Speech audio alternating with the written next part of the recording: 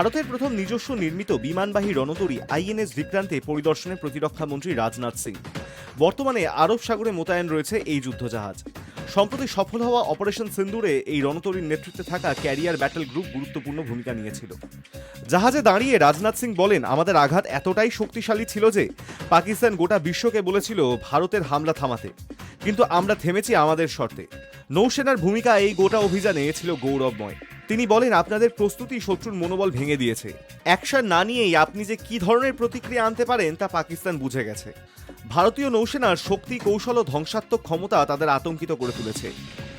Operation सिंदूर के दौरान भारतीय नौसेना ने अपनी साइलेंट सर्विस से हर भारतवासी को प्रभावित किया है। खामोश रहकर भी भारतीय सेना ने पाकिस्तानी सेना को बांध कर रखने में कामयाबी हासिल की है। जरा सोचिए, जो खामोश रहकर भी किसी देश की फौज को बोतल में बंद कर सकता है, वह जब बोलेगा तो उसका नजारा क्या होगा, इसकी आप कल्पना कर सकते हैं।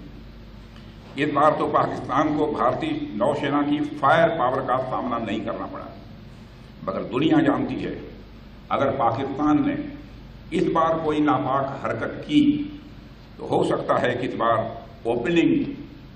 इस बार की ओपनिंग और किसी के द्वारा न हो, हमारी नेवी के द्वारा हो।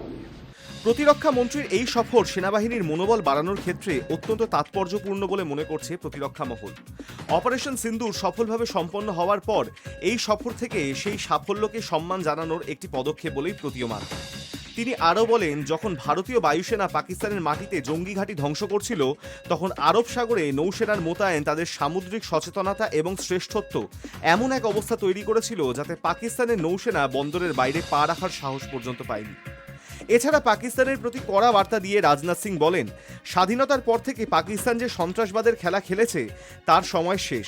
এবার যদি তারা ভারতের বিরুদ্ধে জঙ্গি কার্যকলাপে উস্কানি দেয়, তাহলে তাদের চরম মূল্য দিতে হবে। ভারত আর চুপ করে বসে থাকবে না। আমরা সব রকম পদ্ধতি ব্যবহার করব সন্ত্রাসের শিকড় উপড়ে ফেলতে। প্রতিরক্ষা কর্তৃপক্ষ জানিয়েছে, আইএনএস বিক্রান্তের নেতৃত্বে ক্যারিয়ার ব্যাটেল গ্রুপ ছিল পাকিস্তানের জন্য একটি কৌশলগত বার্তা।